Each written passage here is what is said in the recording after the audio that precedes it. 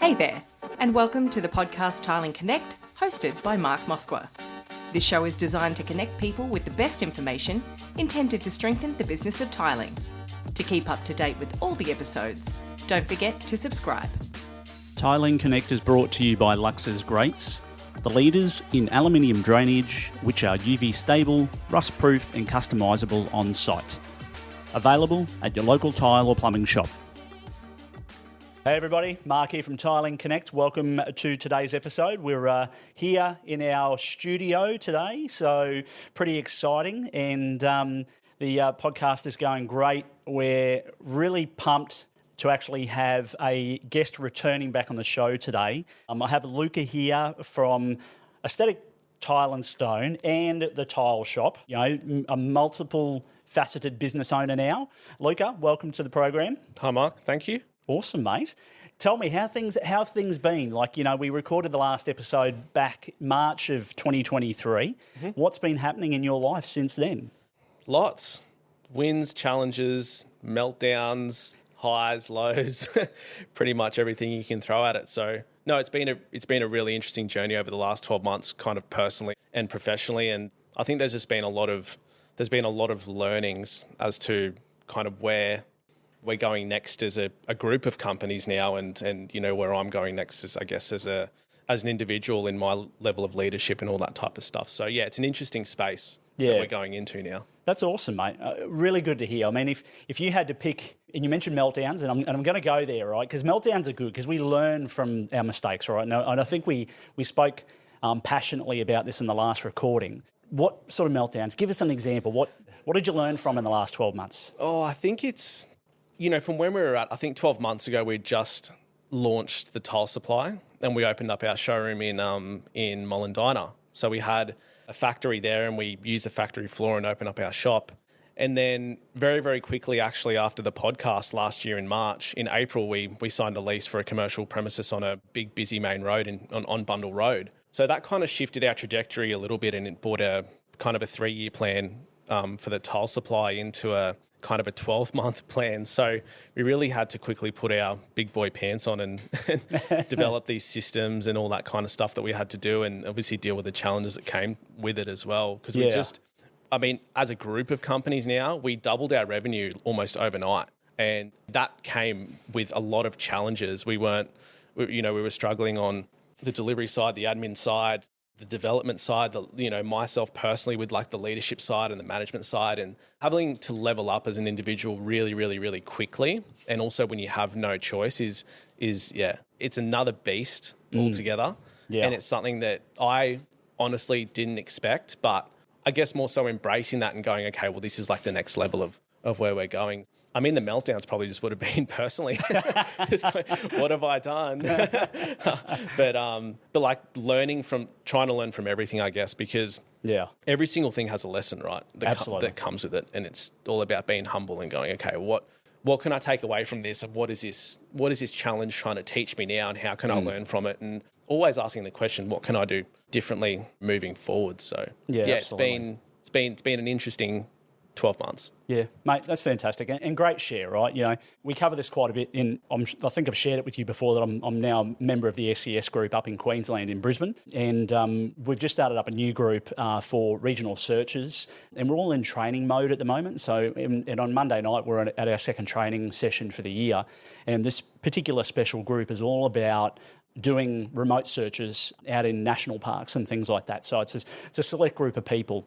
Whenever we do a debrief at the end of every session, we talk about, you know, the wins, the losses, what could we have done better, you know, what did we learn, what did we set out to achieve, and we always talk about we learn from the things where we don't do things well. So when we fail, not a good word, don't like it, but when we make mistakes, they're the times when we actually learn. When we're successful, it's a great journey and it's happening really well, but you know, you're not really learning much because it's just sort of there, and you know, it's sort of a byproduct of what you're doing. Yeah, absolutely. It's when you hit a brick wall or when you fall over, you go, oh, there's a learning here and I can use that for next time. Yeah. Well, we're motivated by pain. That's why we move. And a lot of the times, the only reason why we make changes in our life is because we're in a spot of pain and we need to move towards a spot of pleasure. Yep. And we're not it's very, very hard for us as individuals. I mean, we're cavemen, right? We're survival instinct. So we're not motivated by pleasure. We're not trying to sit there and go, okay, well, I'm going to get up in the morning and I'm going to achieve all these great things. It's more so getting up in the morning and go, okay, well, I've got all these issues I need to resolve. And then so being motivated by pain, it's trying to shift that perspective into being motivated by pleasure. So wrapping your head around that concept is really, really hard, because naturally it's like, where are the faults in the business at the moment? Yeah. Because I need to fix these faults. But then when you think, okay, in 6 months down the track, what faults could I have in the business in 6 months? How can I work on those faults now, and developing systems and processes to mitigate those risks now, rather than doing it once I hit the pain point? And that's the difference between being motivated by pain and I guess motivated by pleasure. But I'm super guilty of it. I'm still driven by pain every single day. Like, I'm not an advocate of this, but it's something that I try to practice, because it does help to go, okay, well, what does 6 months look like if we keep doing what we're doing now? Where will I be in 6 months? Where will I be in 12 months or 2 years or 10 years or, that type of thing. And that goes with anything. That goes with your personal life. It goes bad habits, good habits. If I keep doing this habit, where am I going to be in 10 years or 20 years if I keep operating at this level? And I think that we need to start thinking like that far ahead, because we're so quick to get quick dopamine fixes and all that type of thing. And it's like being motivated by pain. Yes. But exactly, looking long term and going, what does it look like for me in 10 years' time, and that type of thing. Yeah, terrific. Well, look, mate, we've deep dived into the conversation, which I think is awesome, right? Let's claw it back a little bit, because I want to start back at the beginning. I know that we talked about this in the last episode, but give the community a bit of a look in on where your tiling journey started and how you got into tiling. Let's go there. Yeah, so I went to private school, was not an academic, and finished, graduated, had no clue what I wanted to do. At the time, I was living in an environment that had a tiler in the house, and he basically said, you are not living here unless you go to work. And I just come back from schoolies, and I was like, fucking great. I'm not doing anything. I'm just going to have a beer and chill out. And 17 years old, and I'm having my Christmas holidays now. And he goes, yeah, no Christmas holidays. Like, you are going to work. So it was like the 10th of December or something like that. And he gave me a set of boots and goes, all right, you're coming to work tomorrow. We went to a commercial job in Brisbane and got thrown into the trade like a lot of tilers have. They get kind of thrown into it. And then from then on, it was...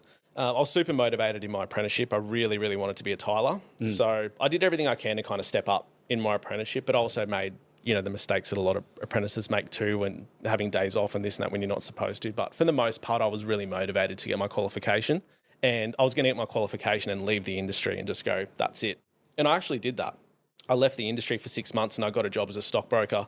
I got my RG146, they call it, and it's your brokerage license. Wow. And that lasted all of 6 months, and I jumped back into tiling, and something always keeps pulling me back in. I've tried to get out of it that many times. It always pulls me back in. No, but it started from there, and I was kind of 22, and I was like, all right, well, I'll start doing some cashies, and Aesthetic was born then.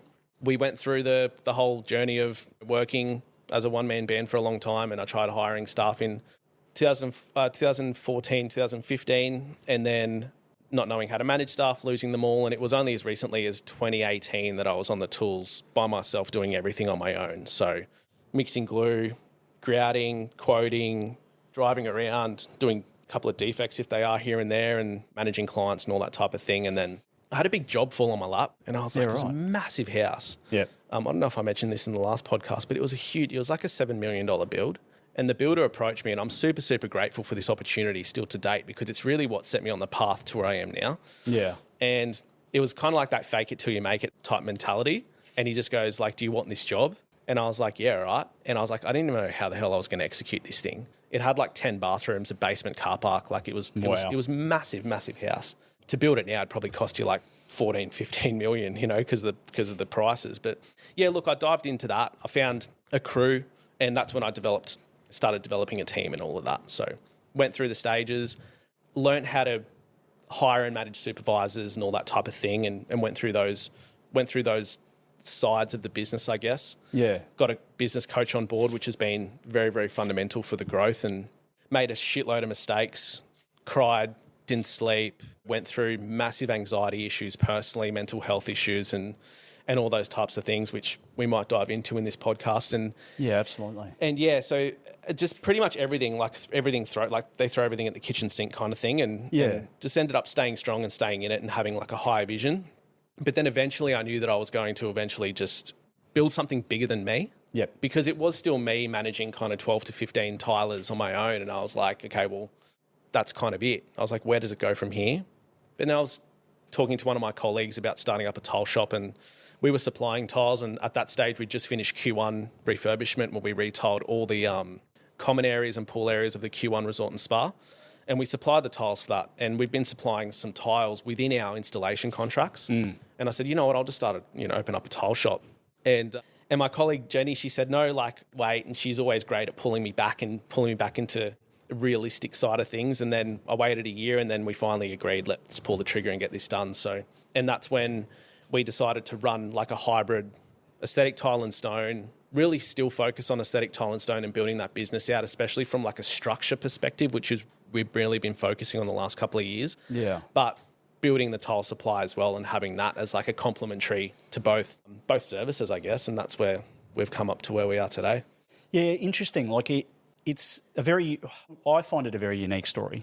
Starting probably not the tiling part of it. I think you're right. I think a lot of people get sort of thrown into it. And it either sticks or it doesn't stick, right? And it's stuck with you, and which is awesome. But it's not very often you see someone with such an entrepreneurial mindset wanting to go, look, I think the next step is to open up a design studio. So talk me through what are the skill sets in that you've sort of adapted over time that's helped you take that next step? Like talk us through that. I think it's constantly challenging your beliefs. And from a young age, I think I was 18 or 19, I got roped into a seminar that said, you could be whatever you want to be. And I was like, oh. And it changes like whole perception. And I know it's so cliche, right? But when you're an 18-year-old multiple kid, you think, okay, well, I got to go get a job and I got to work in a career and all that type of thing, which is great too. Like there's two types of people. There's entrepreneurs and intrapreneurs, I call them. And an entrepreneur is someone who builds business on their own and pushes the boundaries and all that stuff. And an intrapreneur is someone that works within an organisation and scales a corporate ladder and becomes super successful as a leader and a manager and all that type of thing. And I'm not here or for one or the other.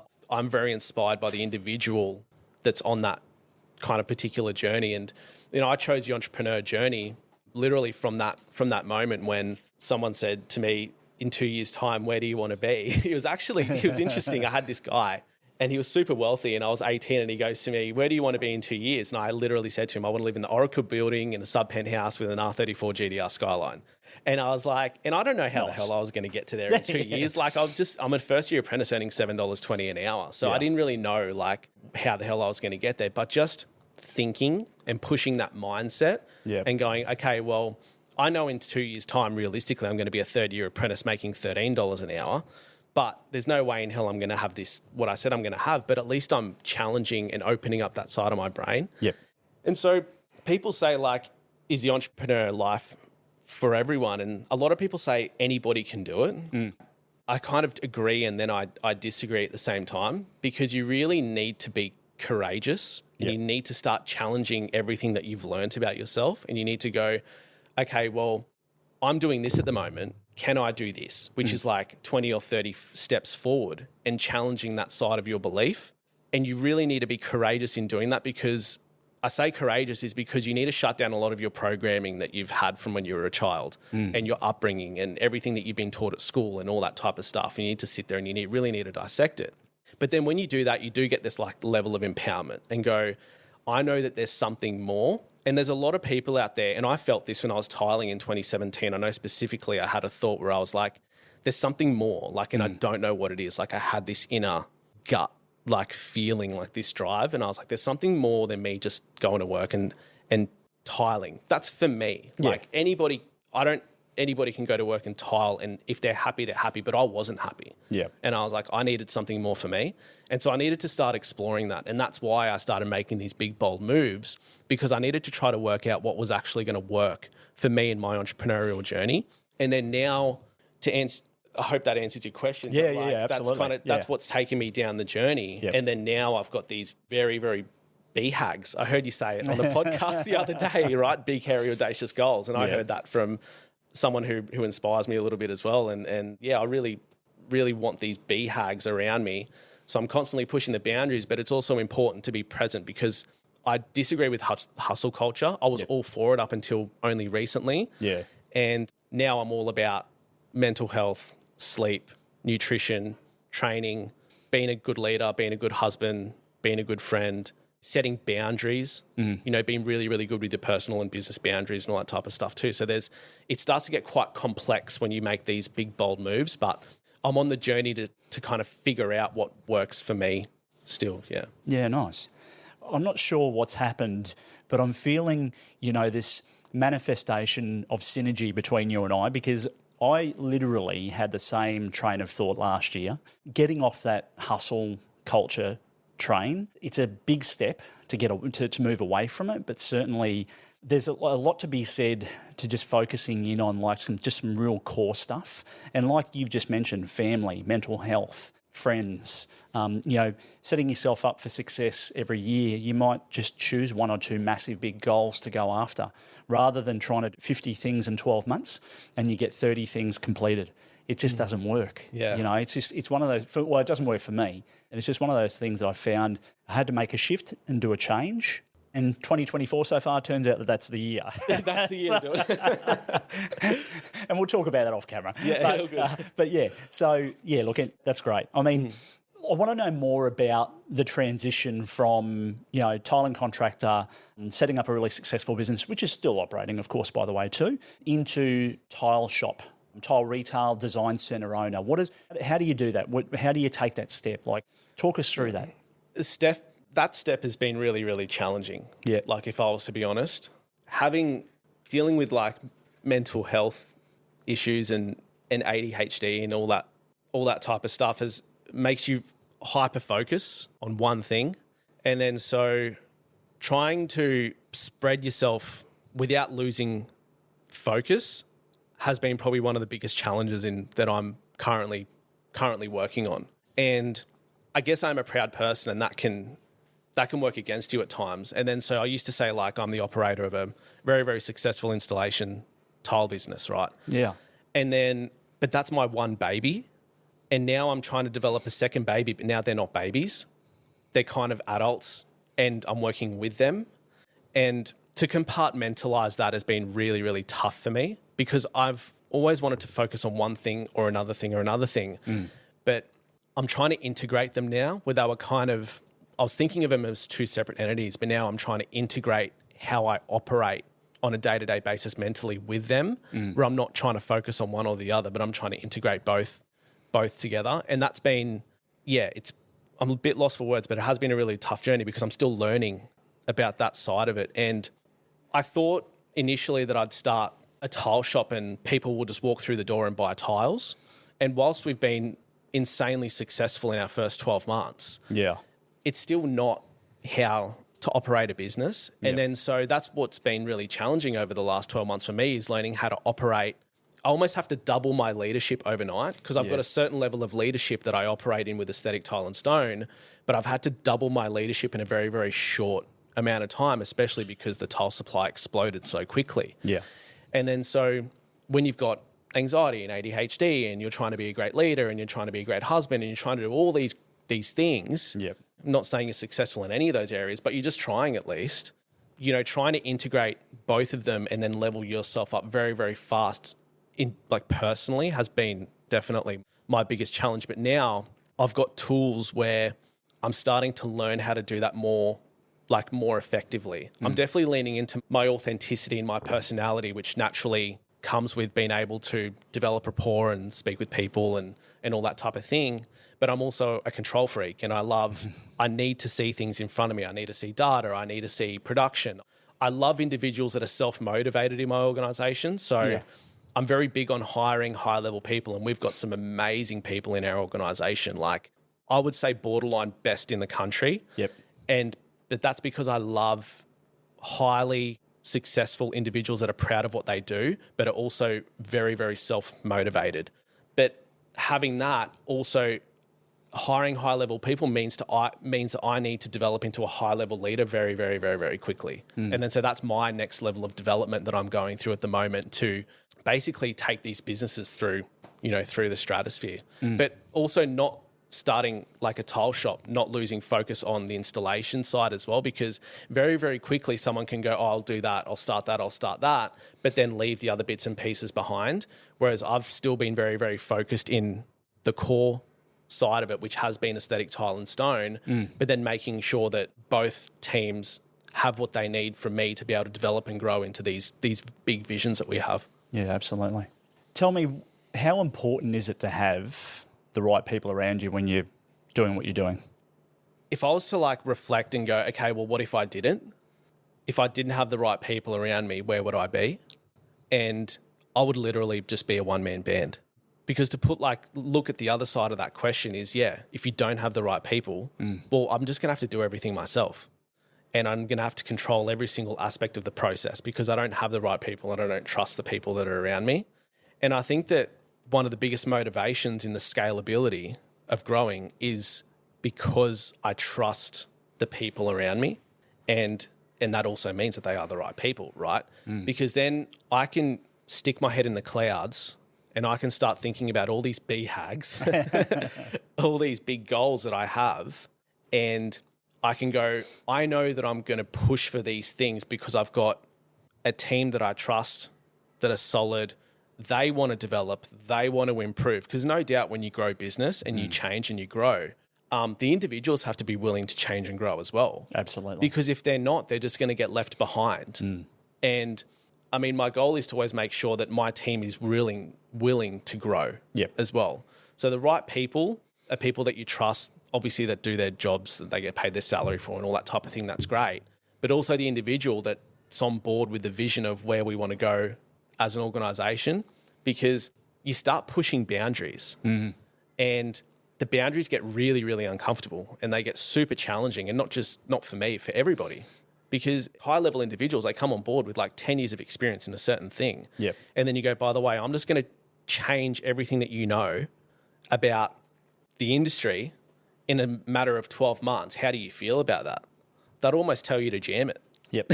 Yeah, well, Right. in the industry we're in, yes. Right? They'll tell you to jam it. Yeah. And then they'll tell you to go. But to be able to employ the right people, one thing, to be able to employ the right people who are open-minded for change is a completely different ball game altogether. So I guess my goal is to attract the right people into the organisations, but attract the people that also want to develop and grow as we want to. And also to be able to do that, you have to be accountable. And accountability is such a massive thing in the industry. And you've got to sit down and go, these are all the things that I'm doing at the moment that aren't serving me to reach our big goals. They're not there. So what do I need to be accountable for now that's going to benefit us in the growth that we want to go to for the next stage and all that type of thing? So there's a few things there, but I think that, having the right people is I would never be where we are today in our group of companies without the people that we have. It's, absolutely super important. Recruitment's a big word, right? Particularly when you're doing what you're doing.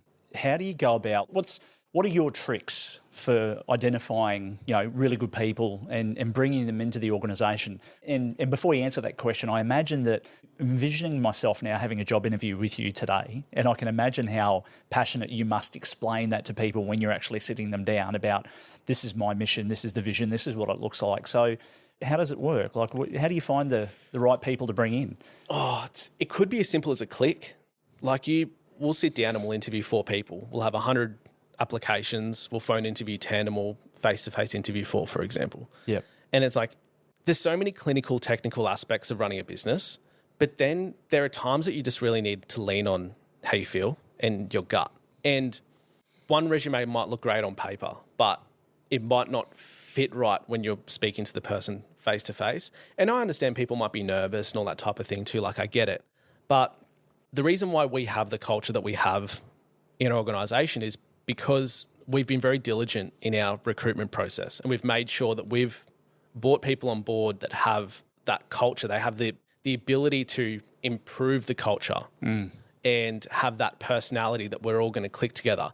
We have people in our organisation that are introverts, extroverts, they're emotional, mental health, that are, like all these, like it's not saying that we need that person that's bubbly and that's happy and that's smiling and all that type of stuff. That's not kind of where I'm going. I'm also going around the fact that it's like, how can we be vulnerable? Like, who can you be vulnerable with? Can you be vulnerable with this person? Can you have a chat? Can you open up? Can we build personality? Can we build a relationship? Can we build culture? Yep. Because culture is really, really big for us.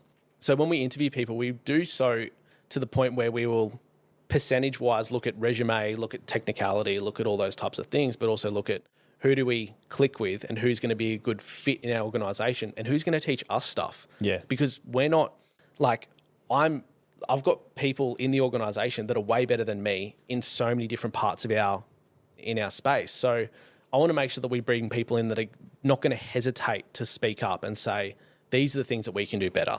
This is how the organisation can improve. And I think you need to be open to that as well. So Yeah, absolutely. definitely looking for a bit of constructiveness in the interview process as well. Yep. Where we would probably throw a question and say, we're doing this at the moment, how would you improve it? You know, and then we might get an answer or whatever it may be. But yeah, gut feels pretty cool. Like, Yeah. I don't know, I think I've got a good gut. Yep. And get a good gut feel, and then I'll always bounce it off someone else. So it'll always be two of us interviewing someone. Yep. And I'll say, am I over my head in thinking this, or am I on the right track? And then you'll have someone else backing you up going, no, you're on the right track because I feel the same. Yeah. So that's kind of how we go about the recruitment process. Yeah, awesome. It's recruiting people and finding the right people, I think it's a challenging space. And I think traditional recruitment methods have definitely changed a lot. And I think gut feeling, there's a lot to be said for, actually just going with your gut. When you have a conversation with someone and it flows really well, they can have anything they want written on paper. But yeah, sometimes the gut feeling is the best way to go. I learned a long time ago in leadership as well that you always hire people that are better than you because they're the ones that are going to hold you to a higher standard within your business, and it works really well. And I know a lot of really great leaders that actually follow that principle, and things like that hire slow, fire fast. Make sure that you go through a really rigorous recruitment period and or process, and then if it doesn't work out, call it early. Yeah. Don't hang on to someone that 3, 6, 9 months hoping they're going to change, because people don't. Yeah. Not everyone does. I shouldn't say not everybody, but yeah, a lot of people won't change. That's who they are. But even in the tiling space, in the tile installation space, I think I'm very, very passionate about one-man bands because it's where I was and it's where I challenged myself to get out of it. And when I was a one-man band and working on my own, no one could do it better than me. And I was the only person that could do, the best job at this. But it was only when I started to challenge my own beliefs with that and going, there are people out there that can do these certain things better than what I can. And that's what allowed me to open up my brain to scale and then eventually get off the tools, obviously. But I think that that initial question will allow someone to go, how do I build something that's bigger than me? But how can I do it by being humble and hiring people that are better than me that I can let go while still manage at the same time? Because as a leader, you always have to manage the team around you. But learning that other people are better than you and humbling yourself and going, okay, cool, great. Yeah. So what does that look like? How can I grow a business based on that? A brief word from our sponsor. Are you looking for a water drainage solution that serves its purpose and adds a touch of elegance to your space? Lux's Grates are here to revolutionise your indoor and outdoor applications. Whether it's a shower, bathroom, balcony, pool, or any other area, Lux's Grates is the ideal choice. It's quick and easy installation that you can bang out in just over an hour. Their standard grates offer a classic and timeless look, while the next generation style adds a modern twist to your space. Lux's grates are made of high quality anodised aluminium, ensuring durability and longevity. Well, look, I want to deep dive into more of the store because I think I may have mentioned to you before, I cut my teeth in the tiling industry back in the early 2000s, and I worked as assistant manager and full-time in retail tiles. That's where I sort of learned a lot about, tiles, porcelain, ceramic, stone, installation techniques, methodologies, all that sort of stuff. The sales stuff as well was obviously very interesting. I want to know more about, your business in terms of, so customer service, right, can make or break a retail organisation. And I really want to know what strategies you have implemented that have worked really well in making sure that customer service is the best it can be for you and your team. Talk us through that and sort of things like rapport and how do all of the idiosyncrasies play a part in making sure that you guys are getting the best results? Yeah. because I've been in installation for 15 years, opening up a tile shop is new to me. So I was in retail as a kid. So I've been working since I was 11 years old or something, and I worked at City Beach. I got a job there when I was 13 in Surface. No way. City Beach, yeah. Really? I worked there as well. Oh, did you work at City Beach? Yeah. You're probably my manager. No, I worked, I was 20, 21, 22, 23, I think. Yeah, I right. worked in Queen Street, worked in I worked in what they referred to as the Three Musketeers, which was Chermside, Carindale and Indooroopilly. Oh, okay. They were all the B stores. And I think Patrick was the national sales manager at the time. Great guy. Right. Great guy, yeah. But I think there's a generation between you and I. That's a funny story. Yeah, that's fascinating. Yeah, I got a job there. I went to buy a skateboard. Oh, really?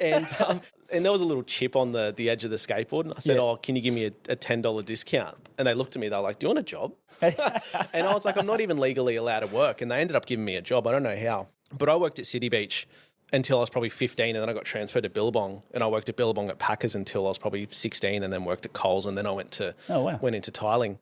But yes, I was in retail in my teenage years, and that kind of taught me a little bit of customer service and all that type of stuff. And then my family was in restaurants for 30 years, so I was always around a lot of people. But I feel that we've got good customer service in the tile shop, but it's not from me. Yeah. Because I've kind of played a part in staying out of the day-to-day, because I've been hiring a team to execute and help us grow this thing into the stratosphere. So I didn't know what the norm was. So I kind of had to hire very high-level individuals and just kind of let them go for a bit and let them kind of tell me what the standards are and kind of show me in a way of what the standards are in a trade tile retail store, I guess. But I mean, obviously you can go over the fundamentals of saying hi to a customer when they walk in, saying bye to them when they leave, making sure they feel welcome and warm and all that type of thing. And I mean, for me, that's pretty basic. And we're doing that. Like, we're acknowledging customers and they walk through the door and making sure they feel welcome when we make them a coffee and we give them a bottle of water and all that type of thing. And for me, being in retail for so many years, I think that's normal. But then the feedback that we're getting is like, it's been the most amazing experience ever and all that type of stuff. And I'm not trying to toot our own horn, but I was actually quite surprised at the level of where the industry is. And I was like, there's a bit of a gap there. And I think that we can probably do better in servicing these customers and making the customers feel welcome, but also not being salesy, just being you. And that's what our team does. Like, our team will go like, you don't need that tile there. Yeah. Like, use your stone benchtop instead and do that splashback instead of buying tiles. And I think that's super important. Like, being now more than ever, I think we're going into a phase of genuinity. Is that a word? It is now. It's a word now. It is now. I've used that word the last couple of weeks. It's like my new thing. And I'm like, genuinity. I'm like, I hope that's a word, unless I'm going to stick it in the dictionary, right? That's my ego coming out. That's your new book. Yeah, genuinity. I mean, I've been trying to become the most genuine version of myself, and that's a journey in itself, and that's very, very hard. But I think that trying to be genuine with customers it goes a long way. I mean, you can be insanely genuine with a customer where you build this rapport and this trust, and they trust you so much that they don't care if they need to pay an extra $2 a square meter for a tile. Like, they literally come because they know that, one, they're going to be greeted when they walk through the door. Their needs are going to be listened to. I think that's really important. They're going to be given advice based on their needs, and they're going to be given a product suitable for their installation or their space. But they're also going to be given an opinion based on experience that's going to be a genuine opinion. Like, for example, I want to put tiles in my bathroom, but you don't have to do it on all the walls. Just do it in the shower recess if you're going for a Hampton style, because, you might do your subways in your shower, but you might do a little subway skirting and then stick your feature vanity in there. And that's actually what makes the bathroom pop, and use coloured towels and use your towel rails and put like a little pot plant in the corner. And now you're saving money on installation and tiles, but you're getting the look that you're trying to achieve. And I think that's super important, because salesy salespeople is getting a bit old. Yes. It's getting really, really old. And I think people are more so developing relationships. And that's not to say that we're going to try to sell, because our job is to sell and make money, right? So we still need to do our job and we need to sell product, but we still want to make sure that it's to the customer's needs as well, and be creative in the the advice that you're giving around it too. Yeah, I agree with you. I think the days of people being hard sold to, particularly in our industry, I can't speak on behalf of other industries, I don't work in them, but certainly it seems to be dying. You know, a lot of people don't want to be hard sold to anymore. There's none of this, how are you going to pay for that? Cash or check or credit card or, you know, all of those payment method terminologies. I think people are really, they're more educated, they're more informed. You know, there's a lot more stuff online now, so they can actually learn about, you know, tiles well and truly before they actually step foot in the store. So they've got some sort of understanding of what the experience might be like when they go in there. And I think people just want to really, people are very solutions focused. You know, they'll come in there and they'll have some sort of problem that they need to fix. Whether it be, you know, a complete renovation of a bathroom, or they're looking to, you know, put tiles on a, you know, external slab in an alfresco area because they've looked at concrete for 15 years and it's ugly. So yeah, I get it. I think the authenticity of that sales experience is really important, and glad that you guys are really embracing that. That's really cool. I need to be very careful about what I say, because obviously I do go into a lot of tile shops around Australia and in New Zealand, and I have to say there's not many people out there doing customer service well, which is really sad, because it's the backbone of your business. It's what drives sales. It's what drives revenue, which means you can then reinvest back in the business to grow it more or grow your people. Incredibly important pillar. Yeah, and I think you choose where to put your effort into as well. And I think that when you're meeting someone face to face, it demands a certain level of just care and attention. But if we've got an online sale online, we'll probably develop like a digital system where we send like a thank you email for buying from the tile supply and that type of thing. But it doesn't have as much of a personal aspect, nor does it need it, because it's someone from Perth that's buying 4 square metres of a splashback and they just want the tiles delivered to their house. But when you're dealing with someone face to face, I think it commands a certain level of relationship. And not even face to face, if you've got a relationship with someone that doesn't even walk through the shop, but is just in the industry on the Gold Coast, whether it's an interior designer or an architect, all that type of thing, you need to make sure that those relationships are taken care of. You know? Absolutely. Luca, running a business, mate, super challenging. Lots of challenges. I think I've mentioned that word a number of times today.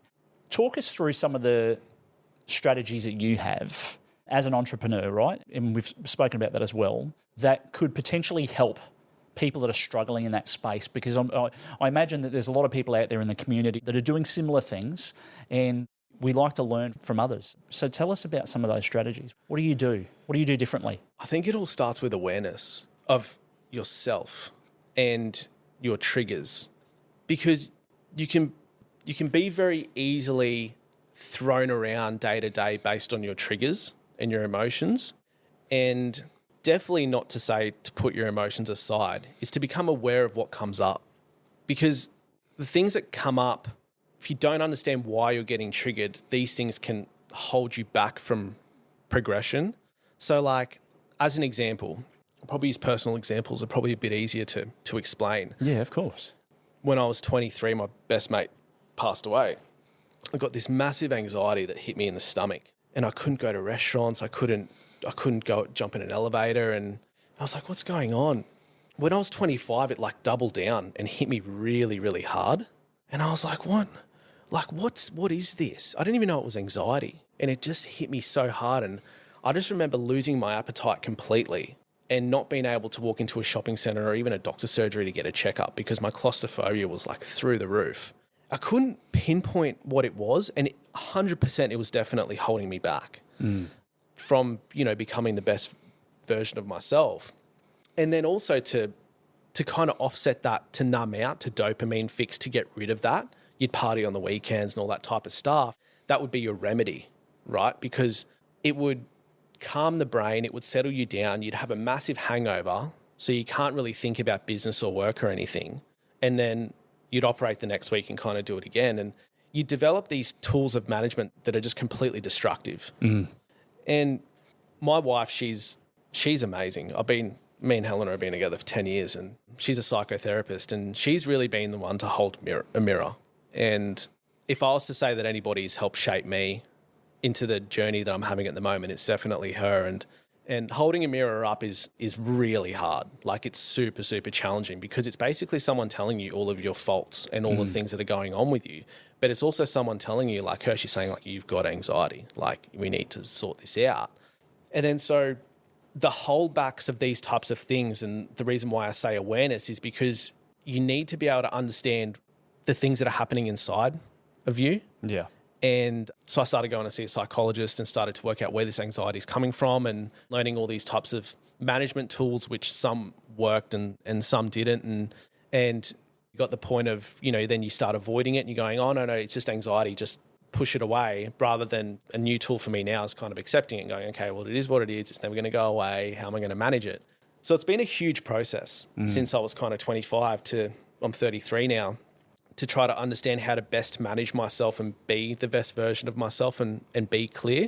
And I mean, one of the tools that I had was going complete sobriety. And I did that a year and a half ago.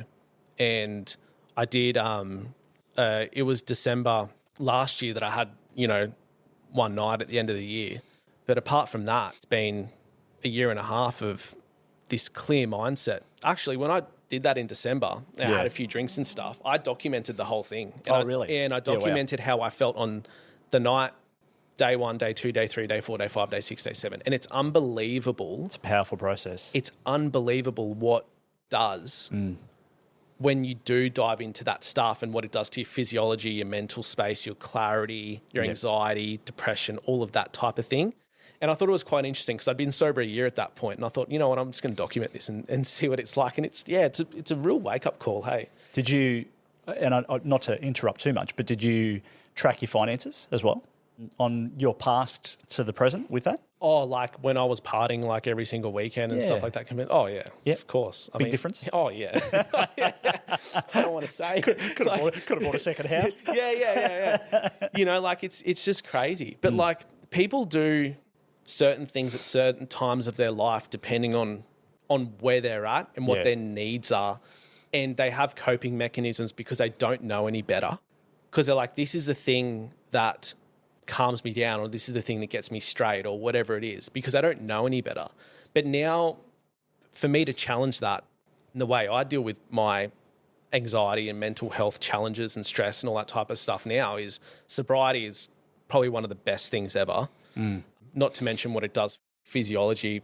If we go deep into health and fitness and microbiomes and your gut and all that type of thing, I'm right into all that at the moment. But just the clarity in your brain, and then you find different ways to get your, not get your stress out, but just manage the stress, because it's never going to go away. Yeah. And I think a few things are also to remind yourself that all the challenges that you have in your life are forcing you to grow, and they're forcing you to change, and they're forcing you to become a better you. So that helps a little bit, right? Just a bit of positive self-talk. But I've got a sauna at home now. So, I have a sauna in the afternoon, and that's amazing because you're just focusing on not dying. Yeah. It really does take you away from the stressful things that are happening in your life. Absolutely. So, a sauna, about to build an ice bath as well, which I think in the last podcast I mentioned I was doing a little bit, and I've figured out that an ice bath jacks up my nervous system a little bit. Yep. So I've wound that back a little bit, but I'm going to get it more so for the mental health aspects. I train every day. I lift weights 5 days a week, and then I walk on the beach the 6th and 7th day. Like, I'm constantly moving. And I know that when I wake up in the morning, my brain warms up and it gets firing. Yep. And I love that because it warms me up for the day. But when I was tiling, it was different. I needed to train in the afternoons because it actually switched me off. So people do different things depending on where they're at in their journey. Because I work predominantly in an office now, I need to go hard in the morning and I need to wake my body and my brain up. But when I was tiling, I needed as much energy as I could in the morning. So I needed to just make sure I conserved that energy, and I tiled all day, and then I could get in the gym in the afternoon. Yeah. Switching off, having boundaries is massive. Like, it's so underestimated. And I think this is going to come into the space a lot soon, into the personal development space, is the boundaries with family, friends, work, all that type of thing. Look, I'm available for my team 24/7. They know that. But my phone goes on Do Not Disturb at 5 o'clock at night.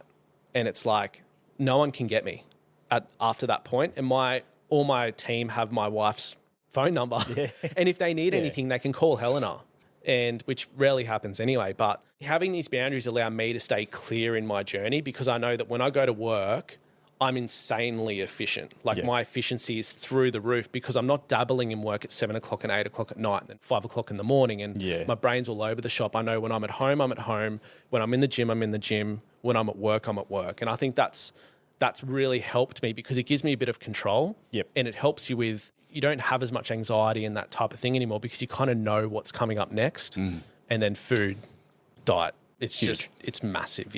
Massive. Mate, you've mentioned all of the massive key pillars that are certainly a big part of managing anxiety, managing stress, managing depression. You know, I can speak of it openly because I'm someone who's suffered anxiety in the past. I've also suffered depression at least 3 times throughout my life's journey. So I certainly understand where you're coming from. But certainly all of those things are so important. And so if you get anything from this episode, the community, please look after yourself. Your health is, your body is your temple, right? As they say. Get the health right and the rest should all fall into play if the strategy is written effectively. So no more pies and Red Bulls first thing in the morning. Eh? No. Hannah said you can't do that. Well, no, Hannah didn't say that. I said you can't do that. And it was great. Yeah.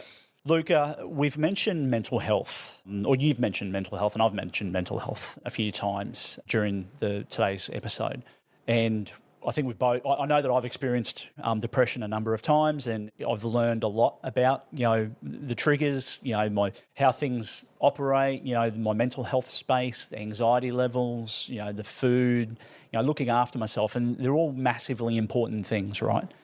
Do you think that mental health amongst tradies is widely discussed amongst people in the industry, or do you think they're not talking about it at all and just trying to get through their days? I mean, what do you see happening out there in the market? Well, where I got inspired was by when people actually started digging deep and becoming vulnerable and actually talking about it. And whilst the awareness is increasing in the marketplace, I think there needs to be more conversations. And I think people need to have more courage to speak up. Because I think that when you speak up, you kind of get a bit inspired about other people's journeys and what they've been through and then what they've overcome. And when someone says to you, in this year I did this and that year, but this is how I overcame it and these are the tools that I use and all those types of things, I think that's what's inspiring. And people are scared. People are scared to put themselves out there. They're scared to talk about drug addictions. They're scared to talk about depression. They're embarrassed. They don't want to look weak and all that type of thing. But I think the strongest thing that a man can do is get vulnerable, get emotional. Yeah, mate, I feel you. It's a tough space to be in because the stereotypes out there, particularly in a male-dominated industry, are look tough, look brave, don't shed a tear, don't show anyone emotion, suppress all of those feelings. But it doesn't help. It doesn't do any good. And particularly one of the things that I looked at with this podcast was reaching out to the community, but also talking to the younger generations coming through the industry, in whether they're a tiler or a plumber or a sparky, it doesn't matter. Getting the messaging out there and taking them along that journey so that they understand that it's okay to have a conversation. It's okay to have an emotion and a feeling and a thought, and you're allowed to say how you feel. We just need to make it a norm. We need to just remove the stigma around it. I'm so comfortable talking about my mental health and where I'm at currently and where I've been and all that type of stuff is because I've spoken about it so many times, and the more I talk about it, the more comfortable I get. And that's why I say the conversations need to be had more. Regarding the mental health space in the construction industry, probably one of the worst out there regarding mental health. And the suicide rates, and I don't know the numbers, so I can't quote them, but I know that the suicide rates in construction in men is higher than any other industry in Australia, but by a country mile. And we just need to start talking more. I think that's the solution. We just need to start talking. Yeah, well said. It's a space. Conversations can change someone's life. And sometimes you just need someone to listen. Yeah. Not even someone to give you advice, but someone you can just lean on. I'll go see a psychologist and pay $280 for a session for her to just listen to my bullshit, and I'll just leave and I'll go, I feel better. It's just someone to listen. But you should be able to do that without going to see a psychologist. You should be able to do that with your mates and your family and your partner and your friends and anybody around you. The value in expressing your feelings and letting things out is huge. Mate, I reckon we could be here all day talking about this topic, to be honest. But I want to try and keep my tears inside today, because otherwise I won't be able to ask any more questions. But look, I will definitely come back to that. But, I think the messaging is out there, have the conversations and don't be afraid to speak up. Yeah. Listen to your mate. Give them an opportunity. Give them a platform to talk about the shit that's going on in their lives. Yeah. Don't belittle them. Don't put them on a pedestal and go, hey, that guy looks weird. He sounds weird. Why is he talking about that? People talk about stuff because they need to get it out. Yeah. Because if you bottle it up too much, other crazy stuff can happen. Yeah. And that's not what you want. Mate, let's talk about the future. We're getting close to the end today. But tell me about, what are your future plans for the store? Actually, I should have asked this earlier. Location, where are you? Shameless plug. Let's get it out there. We're on the Gold Coast. Yep. So Aesthetic Tile and Stone, the installation business, we service Brisbane and Gold Coast. Nice. And so, all anywhere else in around Brisbane and Gold Coast kind of thing. And then the tile supply, our store's in Bundall on the Gold Coast, but we're delivering tiles all around Australia at the moment. Wow. So we got a job in WA recently as well. How did you do that? Secrets. Can't tell you. No, a friend of a friend. Yeah, friend of a friend. Yeah. It's who you know. So that's where we are at the moment. Yeah. And the space we're going to try to play in is the national space with the supply. Awesome. So future plans, what you've got I've been into the store. It's beautiful. It's remarkable, actually. It's a really nice space. I love the textures, the colours. It's very warm. It's inviting. Mm-hmm. What are your future plans? What's next? So we're very diligent in our quarterly business plays and our yearly kind of plays that we have. And for aesthetic at the moment, we've been through some interesting periods the last couple of years, training up of some high-level project managers and starting to delegate our estimation process and all that type of stuff. So we're in a dial-in process with our installation department. It's the best it's ever been. We've got an amazing, amazing crew of tilers. Very proud of the team that we have at the moment. And this year for us is really going to be dialing in to see how well and how efficient we can get Aesthetic Tile and Stone running by the end of the year. Yep. And then once we get the data that it's running really, really well, we'll look at our next level of scalability plan. Yep. And then with the tile supply, we kind of only do 12-month goals. Yeah. But the tile supply, we're currently building a pretty large Shopify store. So there's going to be 40,000 products online, and we're going to be launching that to the market and competing with some big players out there. And that's basically our BHAG. And that's what we're going to be dialing in. Whether store 2 or store 3 or store 4 comes in the next couple of years, we don't know yet. Yeah. Once again, I'm very gut driven and I'm an opportunist. So I'll find an opportunity and we'll discuss it to see if it's the right time or not. But as far as the things that we can control is this big 6-month Shopify process, which is very, very, very big project that's happening in the background. So we've had a big growth with our store. We're consolidating with our store. We're not opening another store this year, but we're focusing on the online department, which is going to increase our presence in the market. But it's also then going to drive more and more people through the shop. Yeah, and your reach online, they're amazing plans. Your reach online is unlimited, right? You can go anywhere. You can go overseas. You can go to New Zealand. You could be shipping tiles into South Korea. Who knows? Yeah. Your visibility is massive. And so that's a pretty big BHAG to tackle for 2024. Definitely. Yeah, I'm excited for that one. Awesome, mate. Well, hey, look, thanks so much for your time today, Luca. I thoroughly enjoyed catching up with you again and hearing about everything that's going on, and sort of so excited about what you're doing and your journey. And we that's all we have time for today, mate. So look, as we always say in every show, until next time, stay connected. And mate, hope to keep following your journey and seeing all these amazing things that unfold for you guys. Absolute pleasure. Thank you, Mark. Appreciate it. Thanks for listening to this episode of Tiling Connect. Don't forget to rate and review this podcast. To see more of Tiling Connect, jump on our socials and follow us via LinkedIn, Instagram and Facebook. If you'd like to be part of the show, email us at tilingconnect@gmail.com. Until next time, stay connected.